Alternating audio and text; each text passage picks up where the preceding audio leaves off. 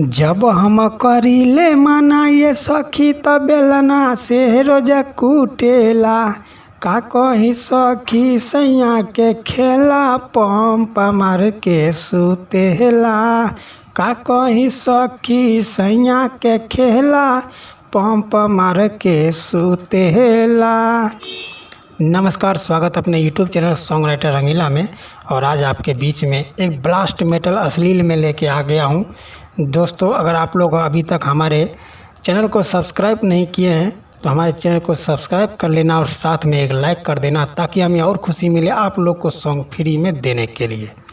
ठीक है दोस्तों, वीडियो को ध्यान से देखिए किस हिसाब से मैं इसको लिखा हूँ और किस हिसाब से आपको गाना है, तभी आप लोग को समझ में आएगा और आप लोग इस सॉन्ग को अच्छे से गा पाएंगे। देखिए, मार्केट में नाम कमाना है तो वीडियो को ध्यान से देखिए और रियाज करके इसको गाइएगा। ठीक है, गाना सब कोई गाता है, लेकिन भाव के हिसाब से गाना कोई नहीं गाता है, जब भी उसका गाना मार्केट में नहीं बजता है। ठीक है, वीडियो को ध्यान से देखिए अगर आप लोग अच्छा एक सिंगर बनना चाहते हैं तो। ठीक है, देखिए, चलिए मैं आप लोग को सामने में मुखरा का डमी गा के सुनाता हूँ। देखिए किस हिसाब से मैं इसको लिखा हूँ। ठीक है, देखिए ऐसे। अरे होते अन्हारे लागे उघारे बल बजब बूतेला, बल बजब बूतेला।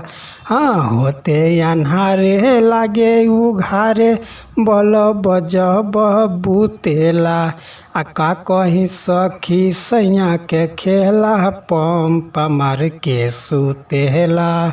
का कही सखी सैया के खेला पंप मार के सुतेला। जब हम करीले मना ये सखी त बेलना से रोज कुटेला। जब हम करीले मना ये सखी त बेलना से रोज कुटेला। का कही सखी सैया के खेला पंप मार के सुतेला। का कहीं सखी सैया के खेला पंप मार के सुतेला। दोस्तों, कैसा लगा मुखरा? अच्छा लगा तो हमारे चैनल को एक लाइक कर दीजिएगा और कमेंट में लिखिए कि ये सॉन्ग कैसा है, मार्केट में बजने वाला है या नहीं है। ठीक है, चलिए वीडियो को ध्यान से देखते रहिए। और चलिए मैं आप लोग को सामने में फर्स्ट अंतरा का भी डमी गा के सुनाता हूँ। देखिए किस हिसाब से और किस भाव में है। ठीक है, आप लोग भाव को पकड़िएगा अच्छा से। ठीक है, जब आप लोग अच्छे से भाव समझ जाएंगे तभी आप लोग गाएंगे तो मार्केट में ज़रूर आप लोग का सॉन्ग बजेगा। ठीक है, वीडियो स्किप मत कीजिएगा, फुल वीडियो देखिए तभी आप लोग को समझ में आएगा। अगर एक अच्छा सिंगर या राइटर बनना चाहते हैं तो ठीक है, नहीं बनना चाहते तो आप लोग वीडियो यहीं पर छोड़ सकते हैं। ठीक है, देखिए किस हिसाब से लिखा हूँ फर्स्ट अंतरा। देखिए ऐसे।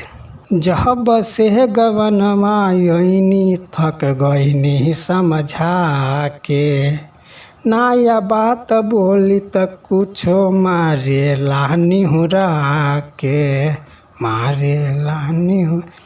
हाँ, जब से गवनमा योनी थक गईनी समझा के, नया बात बोली कुछ तमारे लानी हुरा के। भतरा के मरल का अभिले कमर में दर्द उठेला। भतरा के मरल का अभिले कमर में दर्द उठेला। का कहीं सखी सैया के खेला पंप मार के सुतेला। का कहीं सखी सैया के खेला पंप मार के सुतेला। दोस्तों, कैसा लगा? अच्छा लगा तो वीडियो को ध्यान से देखिए और अपने दोस्तों के साथ शेयर करते रहिए। ठीक है, और चलिए मैं आप लोग को सामने में लास्ट अंतरा, नाम वाला अंतरा गा के सुनाता हूँ। देखिए किस हिसाब से इसको भी लिखे हैं। ठीक है, देखिए ऐसे।